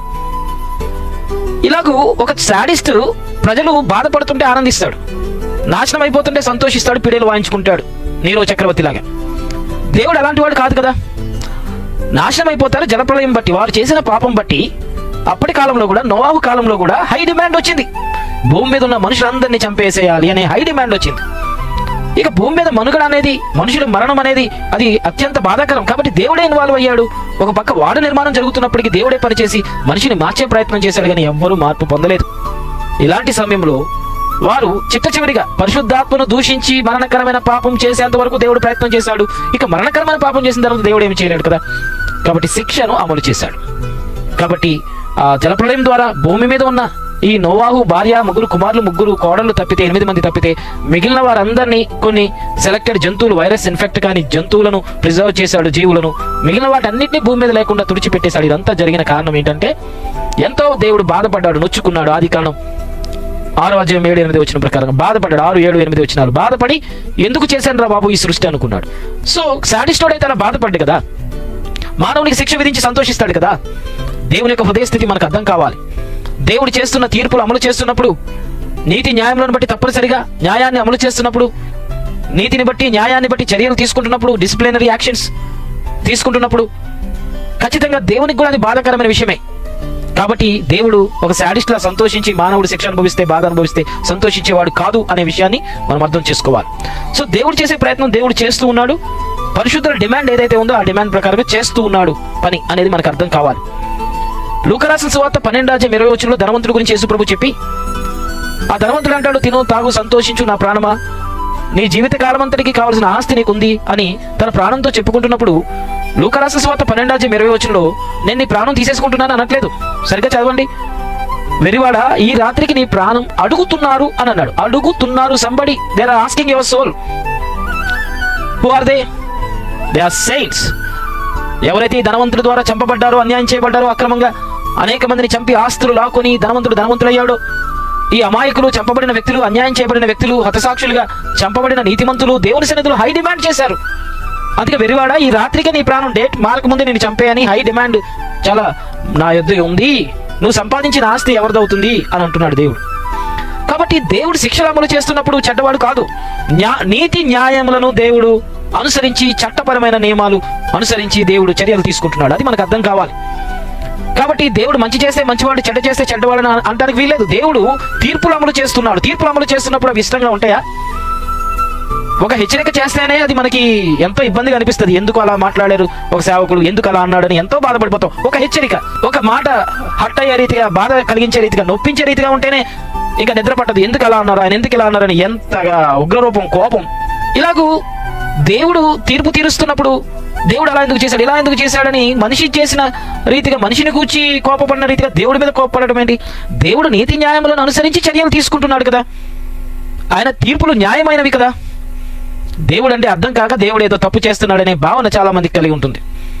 కానీ దేవుడు నీతి న్యాయములను జరిగించేవాడు. ఒకప్పుడు దేవుడు ఆశీర్వాదమే మానవునికి ఇచ్చాడు. శాపం అనేది అసలు ప్రమోట్ చేసింది ఆదాము. ఆ శాపకరమైన స్థితి ఈ భూమి మీద రావడానికి కారకుడు, మరణం అనేది భూమి మీదకి తీసుకొచ్చిన కారకుడు ఆదాము. అవి దేవునికి సంబంధం లేని సబ్జెక్ట్స్. అయితే వీటిని అనుభవించే రీతిగా పరిశుద్ధులు మళ్ళీ ప్రార్థన చేస్తున్నారు. వాడిని చంపి, వీడిని చంపి, ఈ ధనవంతుని ఏమంటున్నాడు, ఈ రాత్రికే అతని ప్రాణం కావాలి అని పరిశుద్ధులు హై డిమాండ్ చేస్తున్నారు. మనకు అనిపిస్తుంది, ఇలా డిమాండ్ చేస్తారా అని కూడా అనిపిస్తుంది కదా. ఇంకొక వచనాన్ని కూడా మీకు చెబుతున్నాను. ప్రకటన గ్రంథం 6వ అధ్యాయంలో బలిపీఠం క్రింద ఉన్న ఆత్మలు ఏమని మొరపెడుతున్నారు? 9-10 వచనాలు. దేవుని వాక్యం నిమిత్తం, తాము ఇచ్చిన సాక్ష్యం నిమిత్తం, తాము వధింపబడిన వారి ఆత్మలను బలిపీఠం క్రింద చూచి తిని, వారు నాదా సత్యస్వరూపి పరిశుద్ధుడా, ఎందాక తీర్పు తీర్చకయు, మా రక్తము నిమిత్తం భూనివాసులకు ప్రతిదండన చేయకయు ఉండు అని బిగ్గరగా అరుస్తున్నారు. High demand. ఎందాక నువ్వు తీర్పు తీర్చకుండా ఉంటావు? దేవుని క్వశ్చన్ చేస్తున్నారు పరిశుద్ధులు. లేదా పరిశుద్ధుల ప్రార్థనలు మనుషులకు శిక్షలు అమలు చేసే రీతిగా దేవుడు న్యాయం జరిగించే మధ్య వ్యక్తిగా ఉన్న కారణంగా ఆయనే తీర్పు తీర్చేవాడు కదా. ఆయన తీర్పు తీర్చేవాడుగా ఉన్నందుకు, తీర్పు తీర్చే దేవుడుగా ఆయన ఉన్నందుకు ఆ పని తప్పదు. ఆ పని మనుషులు ఎవరు కూడా చేయటానికి వీలు లేదు. తీర్పు తీర్చే పనులు మనుషులు ఎవరు కూడా చేయటానికి వీల్లేదు. గమనించండి, దేవుడు తీర్పు తీర్చే స్థానంలో ఉన్నాడు. లూకా రాసిన సువార్త 6:37 వచనంలో మీరెవ్వరికి తీర్పు తీర్చొద్దు అని చెప్పాడు. ఎందుకంటే తీర్పు తీర్చేది అది దేవుని యొక్క పరిధిలో ఉన్న అంశం. మత్తయి రాసిన సువార్త 7:1-6 వచనాల్లో కూడా ఎవరికి తీర్పు తీర్చొద్దు అనే రీతిగా యేసు ప్రభు చెప్పాడు. సో ఎవరికి మనం తీర్పు తీర్చకూడదు. మనం శిక్షలు అమలు చేసే స్థితిలో లేం. కానీ దేవుడు అమలు చేస్తాడు శిక్షలు. ఎందుకంటే దేవుని యొక్క హై డిమాండ్, న్యాయం తీర్చు అనే ప్రార్థన విన్నపాలు దేవుని దగ్గర ఉన్నాయి. మరి పరలోకంలో చనిపోయిన పరిశుద్ధులు ఇప్పటికీ డిమాండ్ చేస్తూ ఉన్నారు. భూమి మీద చంపబడిన హతసాక్షులు ఇప్పటికీ డిమాండ్ చేస్తూ ఉన్నారు. అలాగూ అన్యాయం చేయబడిన వ్యక్తులు మాకు న్యాయం తీర్చు అన్నప్పుడు దేవుడు ఎలా న్యాయం తీరుస్తాడు? శిక్షలు అమలు చేస్తాడు. ఆ శిక్షలు అమలు చేస్తున్నప్పుడు దేవుడు ఏంటి కీడు చేస్తున్నాడు, ఇలాంటి పనులు చేస్తున్నాడు అనే భావన ప్రజలకు కలుగుతుంది. యేసుక్రీస్తు ప్రభు కూడా అన్నాడు, హెబేలు మొదలుకొని జకరియా వరకు చంపబడిన వారందరి రక్తాపరాధం విషయంలో శిక్ష మీ మీదకి వస్తుంది అన్నాడు. అది నిజంగానే ఆ రక్తాపరాధం బట్టి శిక్ష మీ మీదకి వస్తుంది అన్న మాట ఎందుకు మాట్లాడాడు? ఎందుకంటే చనిపోయిన పరిశుద్ధులు హై డిమాండ్ చేస్తున్నారు దేవుని దగ్గర, వీరిని శిక్షించు అని. కాబట్టి ఖచ్చితంగా దేవుడి శిక్షలు అమలు చేయాల్సిందే. ఒకరికి న్యాయం, ఒకరికి అన్యాయం దేవుడు చేయడు కదా. దేవుడి సమపాలలో ప్రతిదీ దేవుడు చేయాలి. కాబట్టి దేవుని దగ్గర ఉన్న డిమాండ్ బట్టి దేవుడు పనిచేస్తాడు. కనుక యేసుప్రభు అన్న రీతిగానే క్రీస్తు శకం 70 సంవత్సరంలో టైటస్ చక్రవర్తి ద్వారా భయంకరమైన పరిస్థితులు ఇశ్రాయేలు ప్రజలు అనుభవించారు. గర్భిణీ స్త్రీల యొక్క పిండం కడుపులో నుండి బయటకు లాగి పిండాన్ని రాళ్లకేసి కొట్టి చంపారు. అనేక మంది స్త్రీలు చెరపబడ్డారు. అనేక మంది పురుషులను సిలువలు వేస్తే కట్టెలు కూడా యెరూషలేములో దొరకలేదు. క్రీస్తు శకం 70 సంవత్సరంలో రక్తాపరాధం, పరిశుద్ధులు చేసిన ప్రార్థనను బట్టి వారికి శిక్షలు అమలు చేసి హెబేలు మొదలుకొని ఈ భూమి మీద వధింపబడిన ఆత్మలన్నీ ప్రార్థన చేస్తుంటే గొప్ప వధ చరిత్రలో జరిగింది. క్రీస్తు శకం అంటే ఈ క్రీస్తు వచ్చి వెళ్ళిన తర్వాత 70 సంవత్సరాల కాలంలోనే భూమి మీద చాలా పెద్ద గొప్ప శిక్షలు ఈ భూమి మీద కలిగాయి. ఈ మాట మత్తయి రాసిన సువార్త 23:35-36 వచనంలో రాయబడింది. నీతిమంతుడైన హెబేలు రక్తం మొదలుకొని బలిపీఠమునకు దేవాలయమునకు మధ్య మీరు చంపిన బరకియా కుమారుడు జకరియా రక్తం వరకు భూమి మీద చిందింపబడిన నీతిమంతుల రక్తమంతయు మీ మీదికి వచ్చును, ఇవన్నీ ఈ తరం మీదికి వచ్చును అని మీతో నిశ్చయంగా చెప్పుచున్నాను అన్నాడు. సో ఇలాగూ పరిశుద్ధులైన వారు దేవుని ఎదుట హై డిమాండ్ చేసి న్యాయం తీర్చు అని అంటుంటే, ఈ చంపబడిన వారందరి యొక్క ఆత్మలు దేవుని దగ్గర దేవుని నిలదీస్తుంటే ఖచ్చితంగా దేవుడి శిక్షలు అమలు చేస్తాడు. అలాగూ ఒకవైపు దేవుడు శిక్షలు అమలు చేస్తూ ఉండాలి, ఒకవైపు దేవుడు ప్రేమ కలిగిన వాడుగా ఉన్నాడు అనే విషయం కూడా దేవుడు కనపరుచుకోవాలి. ఇదే స్థానంలో నువ్వు నేను ఉంటే ఇది ఎంత కష్టమైన పని. ఒకవైపు నీతి న్యాయములు అనుసరించే నిమిత్తం శిక్షలు అమలు చేయాలి, ఒకవైపు నేను ప్రేమ కలిగిన వాడును అని చెప్పుకోవడానికి ఎంత కష్టపడాలి. దేవుడు అదే పరిస్థితిలో ఉన్నాడు. దేవుని యొక్క హృదయాంతరంగం మనకు అర్థం కావాలి. దేవుడు ఎప్పుడు కీడు చేసి ఒక శాడిస్ట్ లాగా మనిషికి ఆపద కలిగినప్పుడు సంతోషించే దేవుడు కాదు. కాబట్టి దేవుని తీర్పులను గురించి బైబిల్లో రాయబడింది. 2వ తెస్సలోనికైయులకు రాసిన పత్రిక 1వ అధ్యాయం 5 నుండి 10 వచనాలు. సువార్తకు ఎవరైతే లోబడరో వారికి దేవుడు ప్రతిదండన చేయబోతున్నాడు, శిక్షను అమలు చేయబోతున్నాడని. రోమిలకు రాసిన పత్రిక 2వ అధ్యాయం 5 నుండి 10 వచనం. అలాగే 2వ కొరింథీయులకు 2వ పత్రిక 5వ అధ్యాయం 11 వచనం ప్రకారంగా నీతి న్యాయమైన తీర్పులు దేవుడు ఎలా తీర్చబోతున్నాడు అనే విషయాలు బైబిల్ గ్రంథంలో వ్రాయబడ్డాయి. కాబట్టి దేవుడు తీర్పులు తీర్చి ఒక పక్క నీతిమంతులకు న్యాయం చేసే పని చేయాలి, అదే రీతిగా నేను ప్రేమ కలిగిన వాడును అనే విషయంలో కూడా దేవుడు తను తాను కాపాడుకోవాలి. నేను ముగిస్తూ ఉన్నాను ఈరోజు అంశం. దేవుని నోటి నుండి కీడు, శాపం అలాగే ఆశీర్వాదం రెండూ వస్తున్నాయా? దేవుని నోటి నుండి ఇవన్నీ దేవుడే ఇలాంటి పనులు చేస్తున్నాడా అంటే, దేవుడు తీర్పులు అమలు చేస్తున్నప్పుడు అది మనిషికి కీడుగా కనబడుతుంది. దేవుడు తీర్పులు అమలు చేస్తున్నందుకు మనుషులు చేసిన ప్రవర్తన, వాళ్ళ యొక్క క్రియలను బట్టి దేవుడు తీర్పు తీరుస్తున్నప్పుడు ఇలాంటి సంఘటనలు భూమి మీద జరుగుతూ ఉన్నాయి అనేది మనం గుర్తించాలి. ముఖ్యంగా ఇర్మియా గ్రంథం 18వ అధ్యాయం 11వ వచనంలో దేవుడే నేరుగా వీరికి నేను కీడు చేయడానికి నేను సంకల్పించాను, వాళ్ళు మారాలి, మార్పు పొందాలి అనే రీతిగా ఇర్మియాకు దేవుడు తెలియచేశాడు. ఎందుకు దేవుడు మనిషిని సరిచేయటానికి విధానాన్ని అమలు చేస్తున్నాడు అంటే, మనిషిని దేవుడు సరిచేయటానికి కఠినంగా దేవుడు శిక్షలు అమలు చేస్తూ ఉన్నాడు. దానిని బట్టి ప్రజలలో మార్పును తీసుకొచ్చే రీతిగా దేవుడు పనిచేస్తున్నాడు. నేను ముగిస్తున్నాను. అందుకే ప్రవక్తలుగా ఉన్నవారు ఏది దేవుడు చెబుతాడని భయపడుతూ ఉండేవారు. హబక్కూకు 2వ అధ్యాయం 2వ వచనంలో ప్రార్థనలో ఏముంటుంది? భయపడతా ఉంటాడు. నువ్వేం మాట్లాడతావో ఏంటో, నువ్వు ఏ మాట సెలవిస్తావో అని భయపడుతూ ప్రవక్తలు ఉంటారు. కాబట్టి దేవుడు ఏది చెబితే అది ప్రకటించాలి. ఆశీర్వాదం గురించి ప్రకటించమంటే పర్వాలేదు, ప్రవక్త సంతోషంగా ఆశీర్వాదం దేవుడు ఇస్తున్నాడు అనే రీతిగా చెప్పేస్తాడు. హబక్కూకు 3వ అధ్యాయంలో మాట ఉంది. హబక్కూకు గ్రంథం 3వ అధ్యాయంలో 2వ వచనంలో యెహోవా నిన్ను గూర్చిన వార్త విని నేను భయపడుతున్నాను అంటున్నాడు. సో దేవుని గూర్చిన మాట ఎందుకు భయాన్ని కలిగిస్తుందంటే, ఏమో ఏ బంధకాలం గురించి చెప్పమని చెప్తాడో ప్రవక్తకి, ఏ శిక్ష నేను అమలు చేస్తున్నానని దేవుడు చెప్తాడో. కాబట్టి ఏది దేవుడు చెబుతాడో అనే విషయంలో ఇది భయాన్ని కలిగించే రీతిగా ప్రవక్తలకు ఉండేది. కాబట్టి ప్రవక్తలేమి దేవుడు ఆశీర్వాదకరమైన మాటలే పలకాలని ఏమీ చెప్పలేదు, శిక్షలు కూడా అమలు చేయించాడు వాళ్ళ ద్వారా. అసలు యెషయా గ్రంథం 6వ అధ్యాయంలో చదివితే నా నిమిత్తం ఎవడిపోనంటే చాలా హ్యాపీగా యెషయా అనుకున్నాడు, ఎంత గొప్ప పరిచర్య దేవుడు ఇస్తాడేమో అని చెప్పి నేనున్నాను అంటాడు. సింహాసనం మీద నుండి దేవుడు అడిగితే ఏ పరిచర్య ఇచ్చాడు యెషయాకి? జనుల హృదయం క్రొవ్వు పట్టి గ్రహించకుండా, కళ్ళు కనబడకుండా, హృదయంలో మార్పు లేకుండా బండబారిన స్థితి కలుగు చేయడానికి దేవుడు యెషయాను ఏర్పాటు చేసుకున్నాడు. ప్రజలను కఠినత్వంగా ఎందుకు శిక్షలు భరించడానికి, శిక్షలు దేవుడు అమలు చేయడానికి అనుకూలంగా శిక్షలు అమలు చేసే రీతిగా, పరిచర్య చేసే రీతిగా ప్రవక్త అయిన యెషయాను దేవుడు ఏర్పాటు చేసుకున్నాడు. చూడాలి కానీ వాళ్ళు గ్రహించకూడదు, వినాలి కానీ వాళ్ళకి అర్థం కాకూడదు, వాళ్ళ హృదయం క్రొవ్వు పట్టి ఏ విషయం కూడా అర్థం కాని రీతిగా వాళ్ళ హృదయ స్థితి మార్చబడాలని యెషయా గ్రంథం 6వ అధ్యాయంలో, అసలు యెషయాను దేవుడు ఎన్నిక చేసుకున్న పరిచర్య అదే. యెషయా గ్రంథం 6వ అధ్యాయంలో ఈ వచనాలు నేను చెప్పి ముగిస్తాను. 6వ అధ్యాయం 9వ వచనం నుండి మీరు గమనిస్తే ఈ మాటలన్నీ ఉన్నాయి. వాళ్ళు చూడాలి కానీ గ్రహించకూడదు, వినాలి కానీ వినకూడదు. ఇటు రీతిగా మనుషుల యొక్క హృదయ స్థితిలో మార్పులు తీసుకురావడానికి, కఠినత్వానికి దేవుడు వాళ్ళని అప్పగించడం, శిక్షలు అమలు చేయటం అనేది ఎందుకు కొంతమంది డిమాండ్ చేస్తున్నారు. పరిశుద్ధులు, అన్యాయం చేయబడిన వ్యక్తులు ఒక పక్క డిమాండ్ చేస్తున్నప్పుడు దేవుడు శిక్షలు అమలు చేసే రీతిగా వార్నింగ్స్ ఇస్తున్నాడు, మార్చుకోండి, మీరు మారండి అని. మారకపోతే శిక్షలు అమలు చేసే రీతిగా దేవుడు పనిచేస్తున్నాడు. కాబట్టి ఇటు రీతిగా దేవుడు సమపాలలో ఒకవైపు మేలు చేయాలి, సేమ్ టైం శిక్ష విధించినప్పుడు కీడు చేసినట్టుగా మనుషుల భావన.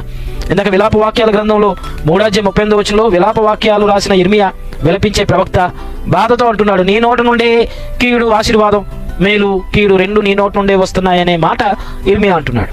ఎందుకంటే ఒకటి ఆశీర్వాదకరమైన మాట చెప్పమని ప్రవక్తకి చెప్తున్నాడు, ఇంకొకటి శిక్షలు అమలు చేసే రీతిగా, కీడును కలిగించే రీతిగా ఈ మాట చెప్పు అని ఇర్మియాతో చెప్తున్నాడు. కాబట్టి నీ నోట నుండే ఈ రెండు వస్తున్నాయి ఏంటి అని బాధపడుతున్నాడు. కాబట్టి దేవుడు ఈ రెండు పనులు చేస్తున్నాడు అంటే, ఒకవైపు దేవుడు నీతి న్యాయములు అనుసరించి తీర్పులు తీర్చే పని దేవుడు చేయాలి. కాబట్టి దేవుడు ఒక వైపు తన ప్రేమను చూపించే రెండు పనులు, న్యాయాధిపతిగా ఆయన ఉన్నాడు, ప్రేమ చూపించే ప్రేమమయుడుగా ఆయన ఉన్నాడు. రెండు పనులు దేవుడు చేయాలి అంటే ఎవరికి అన్యాయం చేయట్లేదు, నీతి న్యాయాలను బట్టి శిక్ష కలిగేటట్టుగా చేస్తున్నప్పుడు ఎందుకు అలాంటి శిక్షలు అమలు చేసి దేవుడు మనిషికి అలాంటి పరిస్థితి కలుగు చేస్తున్నాడు అనే రీతిగా మనుషులకు భావన కలుగుతుంది. కానీ దేవుని స్థానంలో ఉన్నప్పుడు, దేవుని స్థానంలో ఉండి ఈ విషయాలు మనం ఆలోచిస్తున్నప్పుడు అప్పుడు మనకు అర్థమవుతుంది, దేవుడు ఒకవైపు ప్రేమ చూపించి ఆశీర్వాదకరమైన స్థితిని మనిషికి కలుగ చేయాలనుకున్నప్పటికీ, ఒకవైపు చంపబడుతున్న అమాయకులైన పరిశుద్ధుల ప్రార్థనలు దేవుని దగ్గర డిమాండ్ ఉన్న కారణంగా భూమి మీద ఉన్న ప్రజలకు శిక్షలు అమలు చేసే పనిని కూడా దేవుడు చెయ్యాలి. ఆ బాధ్యత దేవుని మీదే ఉంది కనుక ఒకవైపు మంచివాడుగా, ఇంకొక వైపు కఠినుడిగా దేవుడు కనబడుతూ ఉన్నాడు అనేది మనకు అర్థమవుతుంది. ఆఖరి వచనం నేను ఒకటి చెప్పి ముగిస్తాను. ప్రకటన గ్రంథం 16వ అధ్యాయంలో మనం గమనిస్తే, ప్రకటన గ్రంథం 16వ అధ్యాయంలో 4వ వచనం నుండి, 3వ దూత తన పాత్ర నదుల్లో జలధారలో కుమరింపగా అవి రక్తమైంది. అప్పుడు వర్తమాన భూతకాలములలో ఉండు పవిత్రుడా, పరిశుద్ధుల రక్తమును ప్రవక్తల రక్తమును వారు కాచినందుకు తీర్పు తీర్చి వారికి రక్తము త్రాగనిచ్చితివి అంటున్నారు. ఎవరు? దేవుని యొక్క దూతలు. సో దేవుడు తీర్పు తీరుస్తున్నప్పుడు ఈ యొక్క 3వ దూత పాత్ర నదుల్లో వేసినప్పుడు నీళ్లు రక్తంగా మార్చబడి రక్తాన్ని తాగే రీతిగా ప్రజలు తప్పనిసరి పరిస్థితుల్లో దాహానికి రక్తాన్ని తాగే పరిస్థితి వస్తే రక్తాన్ని నువ్వు త్రాగనిచ్చి కరెక్ట్గా న్యాయం తీర్చావు. పరిశుద్ధుల రక్తాన్ని వారు భూమి మీద చిందించారు కాబట్టి 7 ఏళ్ల శ్రమల కాలంలో అలాంటి పరిస్థితి తీసుకొచ్చి బుద్ధి చెప్తున్నావని దేవుని యొక్క దూతలు చెబుతున్నారు. అందుకే 6వ వచనంలో చూస్తే, దీనికి వారు పాత్రులే, నీవు ఇలాగూ తీర్పు తీర్చితివి కనుక నీవు న్యాయవంతుడు అని జలముల దేవదూత చెప్పగా వింటిని. దేవుని దూతలే దేవుడు తీర్పు తీరుస్తున్నప్పుడు అవి న్యాయమైనవి, ఈ ప్రజలు చేసిన తప్పునకు ప్రతిఫలంగా శిక్ష అనుభవిస్తున్నారనే రీతిగా దేవుని దూతలు కూడా సమర్థిస్తున్నారు. కాబట్టి దేవుడు ఎప్పుడు కూడా ఒకరికి న్యాయం ఒకరికి అన్యాయం చేసేవాడు కాదు. అలాంటి విధానం దేవుడి దగ్గర ఉంటే కనుక దేవుని దూతలు పరిశుద్ధుడు అని దేవుని ఎందుకు అంటారు? దేవుని దూతలకైనా ఒకటే విధానం, దేవుని పిల్లలుగా ఉన్న మనకైనా ఒకటే. దేవుడు నీతి న్యాయములను అనుసరించే దేవుడు పనిచేస్తాడు కాబట్టి తీర్పు తీర్చేవాడుగా ఉన్నాడు. ఆయన పరిశుద్ధుడుగానే ఎప్పటికీ ఉన్నాడు. కాబట్టి దేవుణ్ణి కూర్చిన వ్యతిరేక భావనలు ఇక మనకు అక్కర్లేదు. నువ్వు న్యాయంగా నీతి న్యాయములు కలిగి ఉన్నప్పుడు దేవుడు నీ జీవితంలో గొప్ప కార్యాలు దేవుడు చేస్తాడు. అలా కాదని ఏదైనా కీడే నువ్వు విత్తితే, ఏది విత్తుతావో అది నువ్వు కోసుకుంటావు, దానికి ప్రతిఫలంగా ఆ శిక్ష నువ్వు అనుభవిస్తావు. కాబట్టి ఆ శిక్ష అనుభవిస్తున్నప్పుడు దేవుని చేత నేను శోధించబడుతున్నాను, దేవుడు నాకు కీడు కల్పించాడని అనడానికి వీళ్ళేది. యాకోబు రాసిన మొదటి పత్రిక 13వ వచనం ప్రకారంగా. కాబట్టి ప్రతిదానికి దేవునికి ముడిపెట్టి దేవుడు నన్ను ఇలా చేస్తున్నాడని అనొద్దు. మనం చేసిన పాపములకు, మనం చేసిన క్రియలకు ప్రతిఫలంగా శిక్షలు అనుభవిస్తున్నామేమో మనల్ని మనం గమనించాలి, ఈ విషయం పరిశీలించాలి. దేవుడు ఇప్పుడు ఒకటే రీతిగా యథార్థత కలిగిన వాడుగా ఉన్నాడు. ప్రేమ చూపించే విషయంలో నిష్కలంకమైన ప్రేమ, తీర్పు తీర్చే విషయంలో నీతి న్యాయములు కలిగిన తీర్పు, ఈ 2 విధానాలు దేవుడు పాటిస్తూ ఉన్నాడు కనుక దేవుడు నాకు కీడు చేశాడు లేకపోతే ఇలాగ ఒకప్పుడు ఇలాంటి భావనలు కాదు. దేవుడు ఎప్పుడు నీతి న్యాయములను అనుసరించి దేవుడు నడుస్తున్నాడు. దేవుడి మాటలు దీవించిన గాక. చిన్న ప్రార్థన. కృపా సత్య సంపూర్ణ గొప్ప తండ్రి నీకు వందనాలు. ఈ వాక్యమాలో ముద్రించండి. నీ వాక్యానుసారంగా మేము నడుచుకున్నట్లుగా నిన్ను గూర్చిన అవగాహన, నీ హృదయస్థితి మేము తెలుసుకున్న వారంగా నీ మహిమార్థమైన జీవితం మేము జీవించినట్లు కృప అనుగ్రహించమని సోషల్ మీడియా ద్వారా వింటున్న ఈ వాక్యం ప్రతి ఒక్కరిలో ముద్రించి నీ నా మహిమ కొరకు, నీకు మహిమార్థమైన జీవితాన్ని జీవించడం కొరకు ప్రతి ఒక్కరిని సిద్ధపరచమని యేసు నామమున ప్రార్థించి అడిగి వేడుకొని ఉన్నాం తండ్రి. ఆమేన్. తండ్రి అయిన దేవుని ప్రేమ, మన ప్రభువును రక్షకుడు యేసు క్రీస్తు వారికి కృప, పరిశుద్ధాత్మ అన్యోన్య సహవాసం ఇక్కడ కూడి ఉన్న మనకు సర్వలోకంలో ఉన్న పరిశుద్ధులకు ఇప్పుడు ఎల్లప్పుడు సదాకాలం దేవుని కృప తోడైంది సంరక్షించి నడిపించును గాక. ఆమేన్. అందరికీ వందనాలు. God bless you all.